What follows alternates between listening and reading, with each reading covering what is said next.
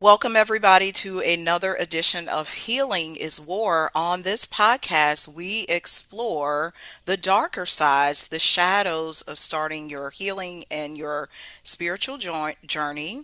On each segment, we explore some things you may encounter on your own healing journey. And today we have a fantastic, phenomenal guest. I've known her for several years. This is Miss Cecelia Kelley Broussard out there in Vegas, my favorite spot. I got to visit for the first time last year. Actually, my boyfriend loves Vegas, but he's been like 10 times. But that was my first time, and I was like, yes. Our topic today is silent triggers because as a grief specialist, as this bold living expert, Cecilia has seen how the silent triggers may pop up. Initially, let me ask you this, Cecilia. What are silent triggers? Because me and you were discussing this and you said, I've been I've been delving into this. Silent triggers, what are they?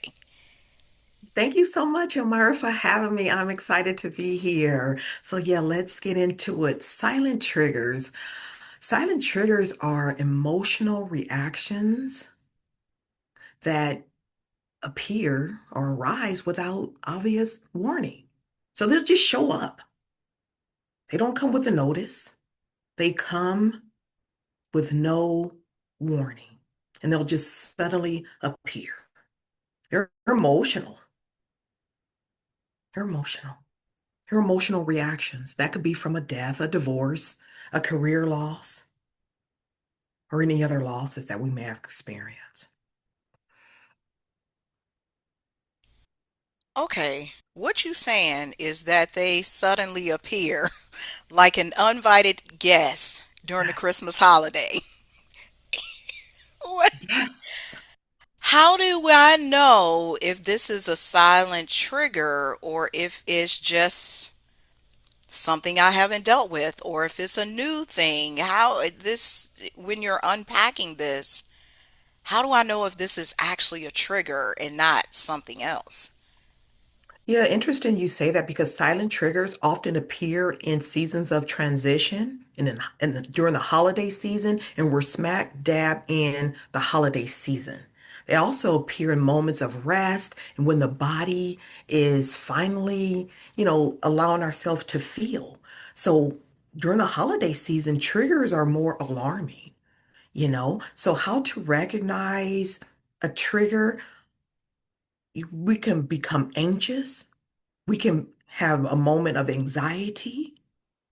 We can have a moment to where we feel overwhelmed with sadness. But remember, grief is normal. So the emotions from the silent triggers are normal. So what you may experience in a trigger, overwhelming, may feel anxiety coming on, may want to isolate. Those are all silent triggers that come without warning. They'll take us by surprise. They'll take us off course. One of the things you mentioned there was about the holiday season, and a lot of times around the holiday seasons, we're surrounded by family or reconnect with family we haven't seen in a while.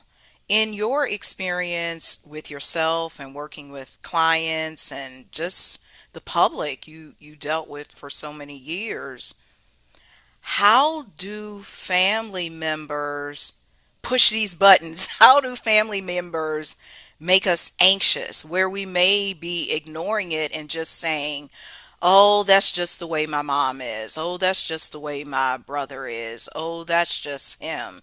Instead of just putting them in this personality box, because it is my family member, we're endeared to them. Now I got to deal with a trigger. How do we create that balance or that identification? Yeah, you know what's so important about triggers is that once we're able to identify the trigger, so it we have to do the work. So once we're able to identify what that trigger is, we have to, there's self-awareness. You be like, oh, I'm grieving. Like, call it what it is. I'm feeling overwhelmed. You could have just, had an experience with death. So is that the trigger from that death, or could it be something else? Because oftentimes the trigger may not be from just what we think it is. So the most important thing is to be able to identify what that is. It could have been an argument from it with a boss, maybe a day or two prior, or with a child. So the important thing with the triggers, silent triggers, triggers overall, is to be able to identify what that trigger is and work through it. Like, yes, I'm triggered.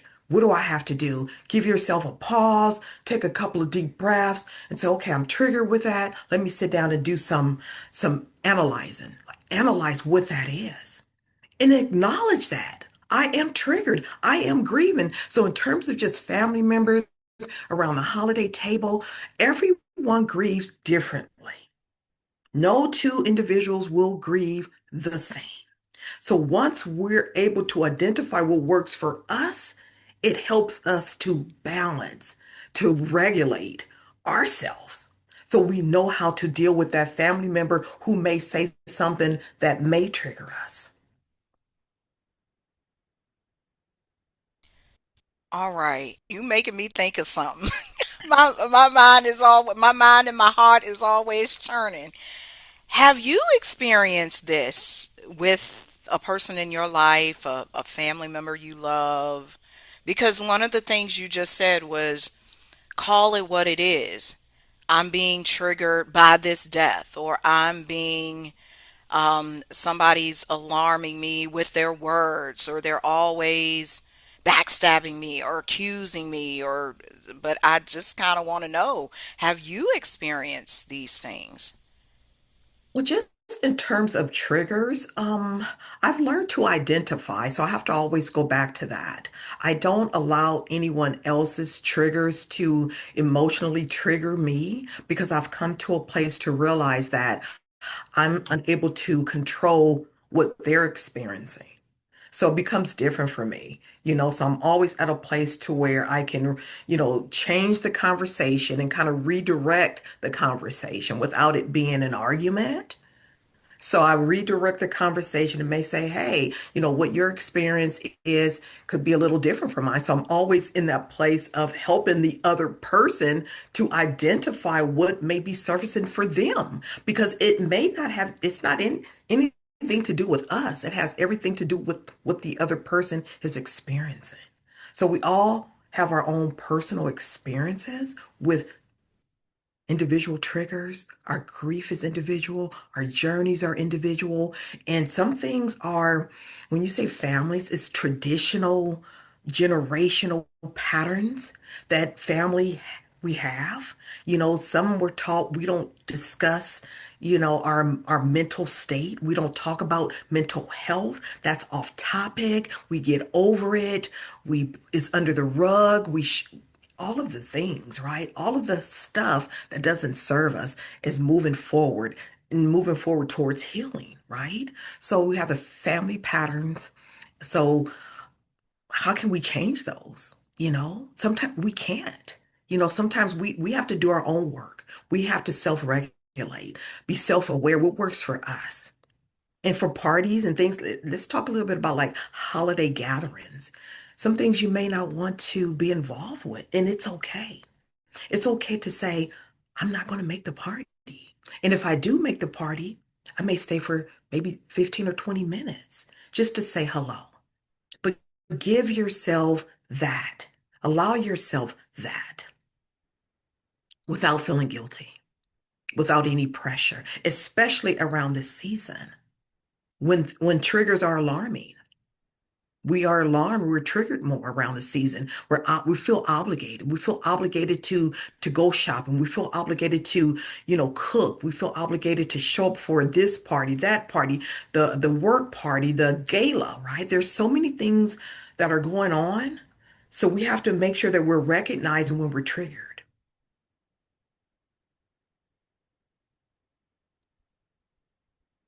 Okay, I was taking a moment to pause and reflect on that because what I heard you say is when it's come to your own personal experience, you've taken the opportunity in conversations and encounters to be that guide, to be the one who helps other people recognize what's going on with them instead of just leading with, I'm so upset, or calling them out. Why are you so mad? Why didn't you show up for the party? You lead with this heart posture of love. Let's just call it what it is. You're leading with love because I heard you say having no guilt. Why do we have this guilt and shame around? I gotta do this. I gotta go to the party. I gotta show up here. I gotta cook. That's what one of the things you mentioned too. It's like, who told us? That's what I'm always saying. Who told us? Who told you? You have to do that. It goes back to what you mentioned in terms of family patterns. There's generational patterns, right? So there's patterns that yeah, we meet with the family. Grandma always cooked the turkey, sister, aunt always made the dressing or whatever, right? However, when we're talking about grief, right? We're talking about something that's hard. Grief is work. Grief takes courage to get to a place of to say, well, I'm not going to show up. You don't want to, let your family down. You don't want to let your coworkers down, but it's not about them. It's about you. It's about us. Our, it's about our wellness, right? So we can't remove that, because grief impacts our health. So we have to be totally honest with ourselves and don't feel guilty. There's no guilt. We have to find a place to where we're not feeling guilty. And we don't offer that explanation. Gently, we can say, I will show up. Here's the pie. I'm going to stay for maybe 15 or 20 minutes. You say hi, do some hugs, gift exchange, whatever you feel comfortable with. And then you have to, go. I have to go. It's time for me to go. And don't feel guilty about it. And I just want to say this because I know I was invited to several holiday parties, and one came like, you know, over the last several days. And it was like the party is in 2 days. And I'm like, there's no way that I'm going to go to this. There's no way that I'm going to make this. I have to be honest with myself. This is what we do in grief. This is how we show up. We have to take responsibility of being emotionally truthful and honest to ourselves. So I said, I won't be able to make that. I won't be able to make it. Okay, I want to ask you about that specifically. Because would you say, because it did trigger something in me when you said that about the party, and it was 2 days after the invitation, that triggered something in me saying, this person does not care about my time. Or maybe they didn't think enough. It could be anything. I'm not going to say what it was, but it triggered something in me just saying, I don't like last minute stuff. I don't, so I'm gonna opt out. I'm gonna remove myself.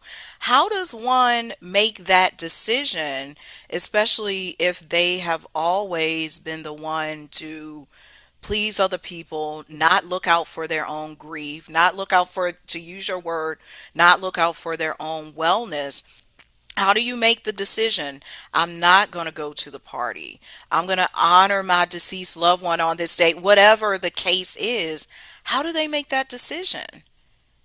You have to be totally okay with not feeling guilty. Like there's no guilt here. And again, it goes back to that self-awareness. Like I'm experiencing some isolation. I'm experiencing some grief. This is the holiday season. Things are a little heavy for me. It could be your loved one's birthday. Let's talk about it could be their anniversary. It could be their birthday. And it's not just about death. You could have lost, employment. So everything in grief is cumulative. These things add up. So there's layers to this. So it may not just be this one particular thing that you're dealing with. So once we become self-aware, we acknowledge, what we're experiencing, we may not be able to identify all of it, but once you start doing some of your work, once you're able to identify what those triggers may be, you have some good tools in place, you're able to say, hey, I am dealing with, the career loss. So let me, identify and work with that. It's again, it's layers to it and it's cumulative. So not really, don't feel guilty. Don't feel guilty. Don't feel obligated. We may feel burdened. There may be a burden to show up and obligated. You don't want to let anyone down. But again, it's about ourself. It's about our wellness. It's about our recovery and our journey. It's personal. It's personal. It's a personal journey that we're on. And we're continually learning about our journey and ourselves and recognizing these triggers when they arrive. And how do we address them? What do we do? What do we say?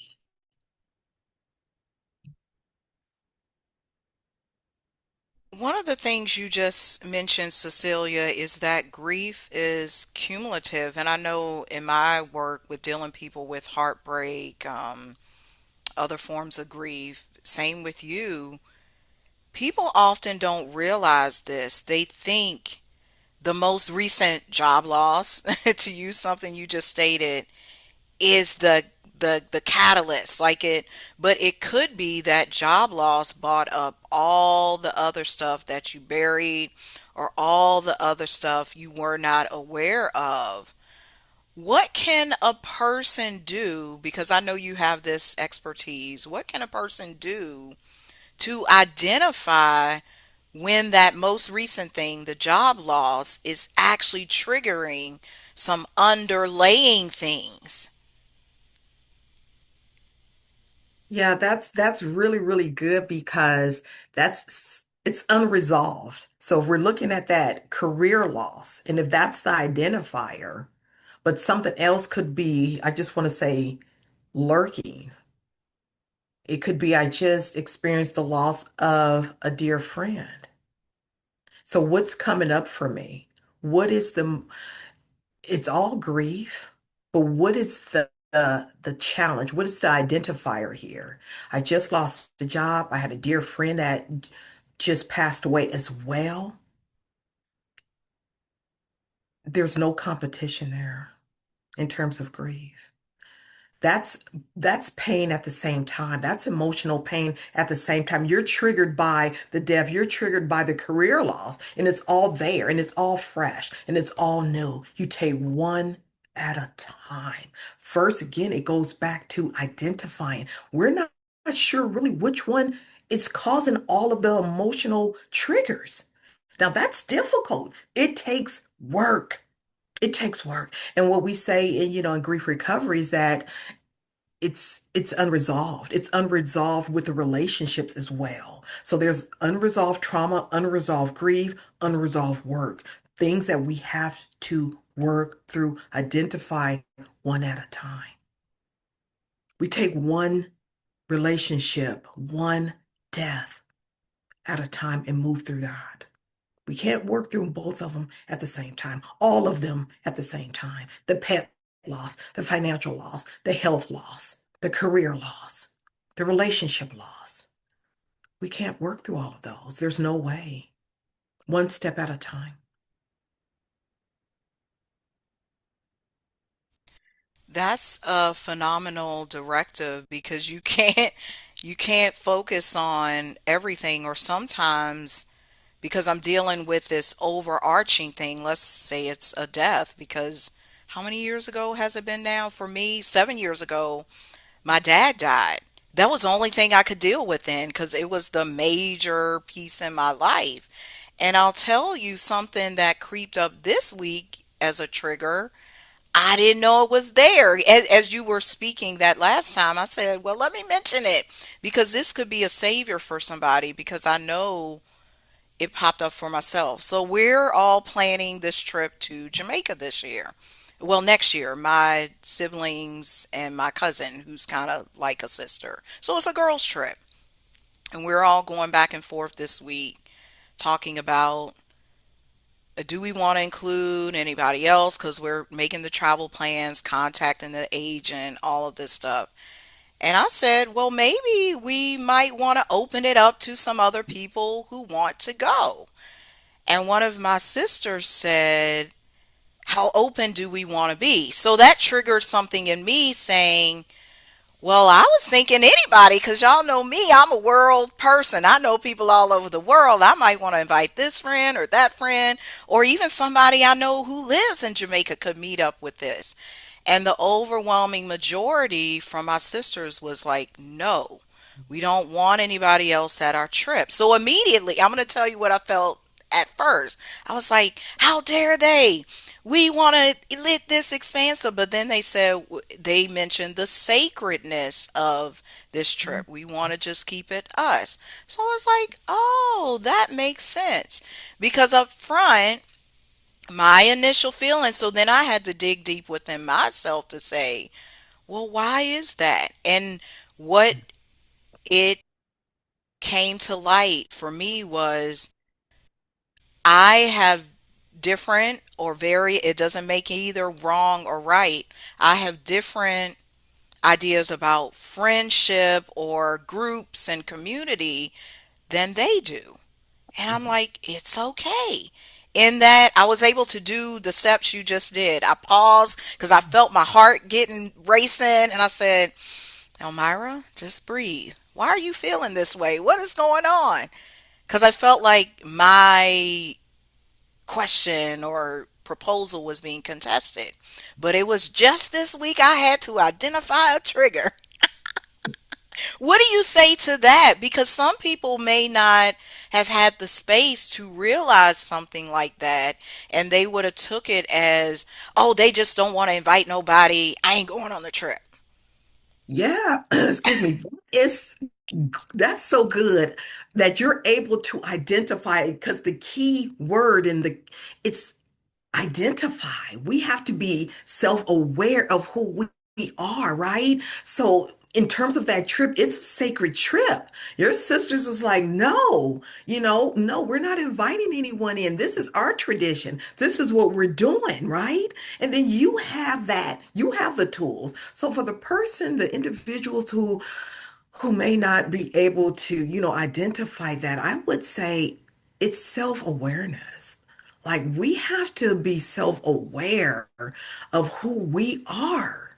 Like that's what it goes back to. Like yeah, I'm not saying dismissing anyone else. Like I'm aware of the other individuals who are in the room at the party and the list goes on, but who am I? How can I show up? How can I just bring balance, right? First with self, right? First with self. We have to be able to self-regulate. That's that inner work. Again, it takes work. Grief takes work. Healing takes work. Healing isn't linear, it's layered. So as we continue this journey of learning and growing, we have to continually do our work, right? We have to, it's a continuous thing. Grief never ends. Some people say, well, will I ever feel better? And the answer is grief never ends. You learn to evolve. We learn to evolve with the loss. We learn to evolve. It lessens. The pain lessens over time, but we never forget. We never forget our loved ones. So grief never ends. Grief never ends. Healing never ends.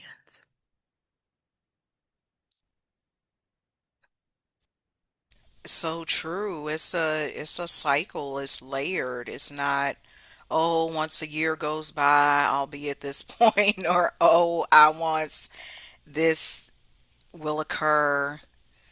I do have a question regarding that because you do a lot of work with the heart math.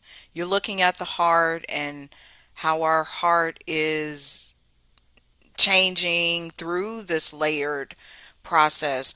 What have you found to be the significance of studying the heart itself? My goodness. Studying the heart has been a heart opening for me. It's been I've been enlightened. My journey has got lighter since using the heart math tools techniques. It has allowed me to stay in a place of active coherence. Like we have to, it's a continuous shift, identifying, being aware of the triggers, and instantly shifting into a place of coherence because it's active. I'm always active in coherence. So it's a heart shift. The heart is doing most of the work because what the triggers are, they bypass logic and impact our system, our emotional system, our central nervous system. So heart math has taught me to bring more balance into my life, more discipline in terms of self-regulation. Heart math has changed the game for me in terms of how I show up, first for myself and for my family and for my community. It serves as a catalyst for just optimal wellness.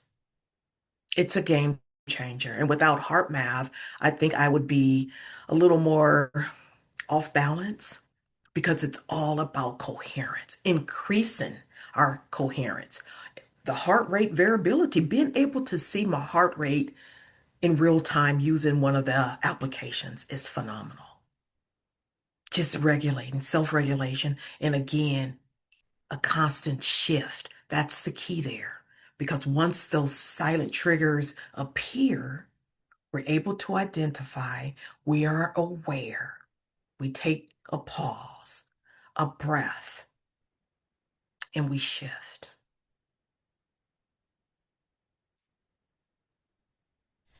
Okay, you talked about being able to monitor your heart, like seeing when it goes up and down, the coherence, all of these, all the little doodads. So, what is the heart doing when I'm triggered?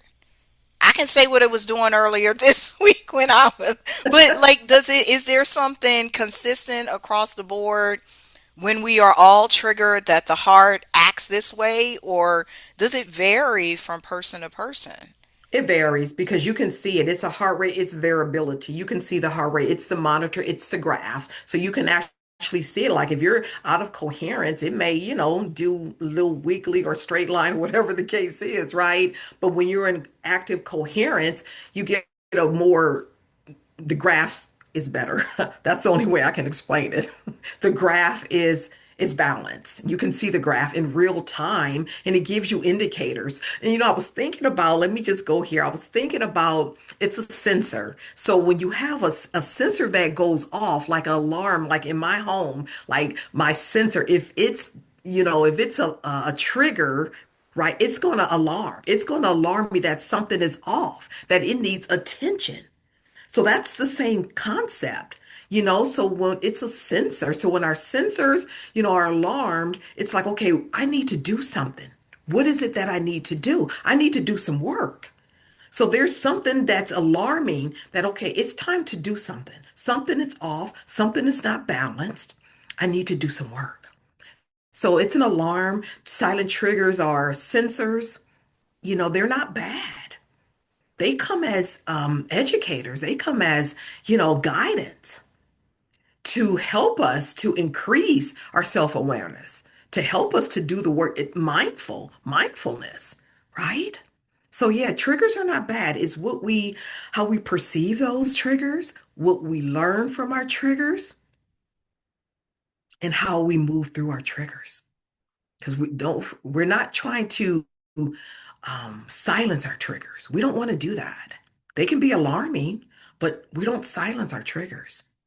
We identify, we recognize, we take the pause, we allow compassion for our triggers. It's like they're crying, somebody is crying out for something, and it's our body, it's our emotional response. Yeah, definitely. Somebody is crying out. It's like it's letting you know, hey, Cecilia, this is going on. We tried to be silent for so long, but I'm going to show you. And it can show on that monitor, that heart math. And I'm going to tell you something you brought up for me just now because I'm always connecting the dots.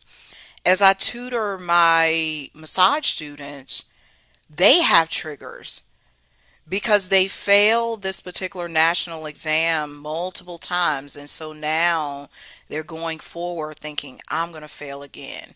And it makes them feel like a failure. And one of the things I speak into them during our sessions is that's not it. You are not this test.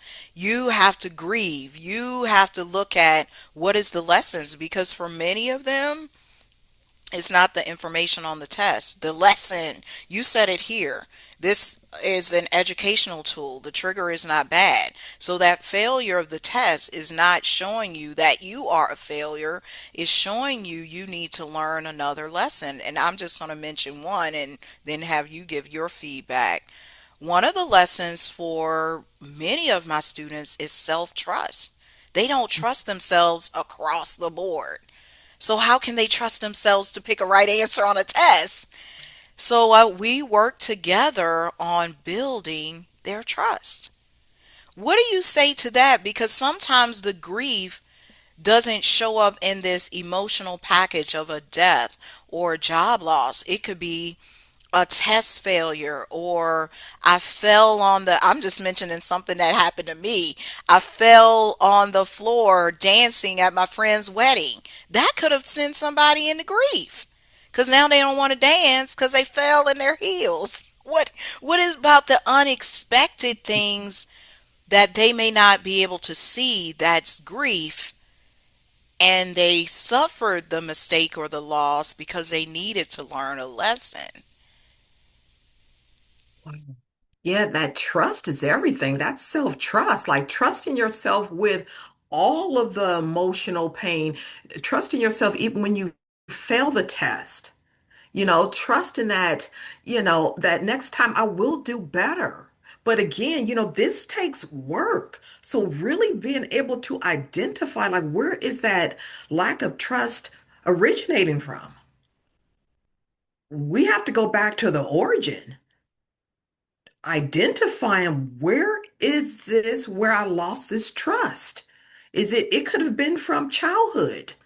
9 times out of 10, I can identify that when I am talking to someone who's in crisis. And I ask the question, could you tell me about your childhood? Then the floodgates open. The floodgates open. It's something that triggered that's unresolved in the childhood that's left unresolved, unmet. Doing that work, and I mean doing all of the work, addressing all of the issues, the family patterns. What was moms and paternals? How did they handle it? How did grandma and grandpa handle it? Do I want to go down that same path? Because for me, I'm creating a pathway for my healing. Remember, this is an individual journey. It's a collective healing. We take others with us. We can learn from others. Overall, the journey, we have to create what we want. We have to create our experiences. This is where the bowl living is. This is how we identify here in the bowl living. We create our experiences for healing, for showing up. Tell us more about that, the Bold Living, your company, your service. How can people find you? How can people, because I know one of the things you've been showing up on is TikTok. And you got an event coming up on Monday, correct? I do have an event coming up on Monday, and thank you so much. In the Bold Living is we believe, and I say we because it's collective, but first I had to identify and create. The Bold Living was built on a foundation from a scripture. It's Hebrews 4:16. Therefore, let us come boldly to the throne of grace to obtain mercy, to find grace to help in our time of need. So I built the bold living out of my own personal grief, loss, cumulative loss, you name it. What I teach and help others, I have experienced it. So just in a time of creating that, my journey, the importance is to create. I help you to create your pathway for your healing, for you to show up boldly, without excuses, without feeling bad, without apologies.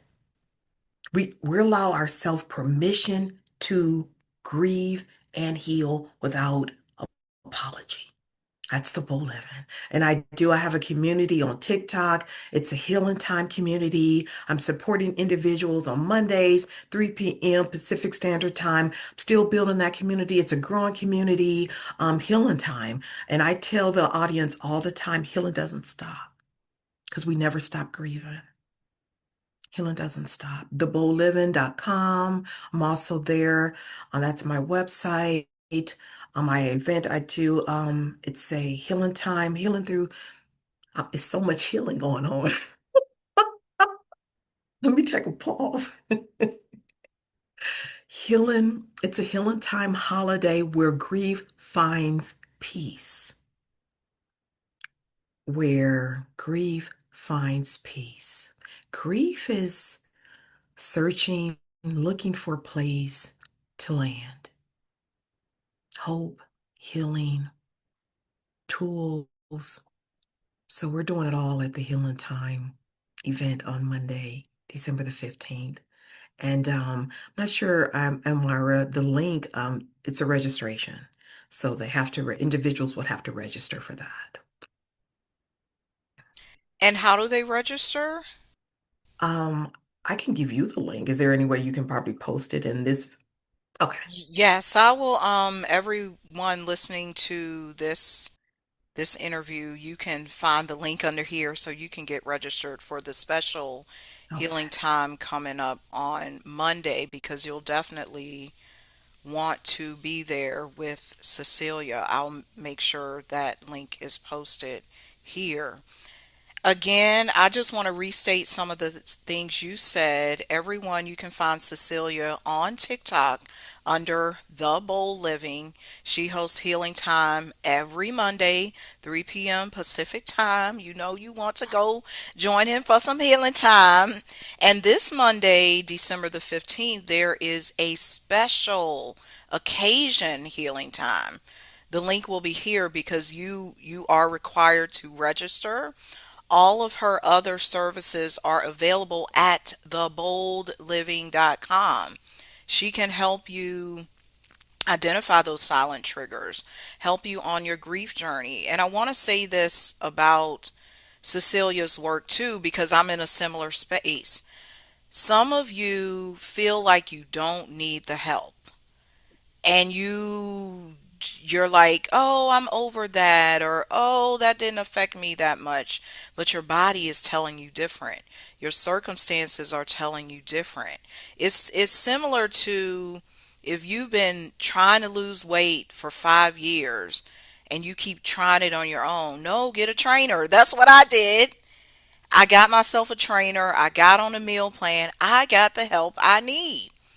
You got to contact the Bold Living to get the help you need because we can't see these things. They show up as a surprise. As we started this particular conversation in class about, it's a surprise. It's not just, oh, I'm coasting along and everything. And we know, like anybody knows, there's been collective, you use this word too, there has been collective trauma and grief just this year.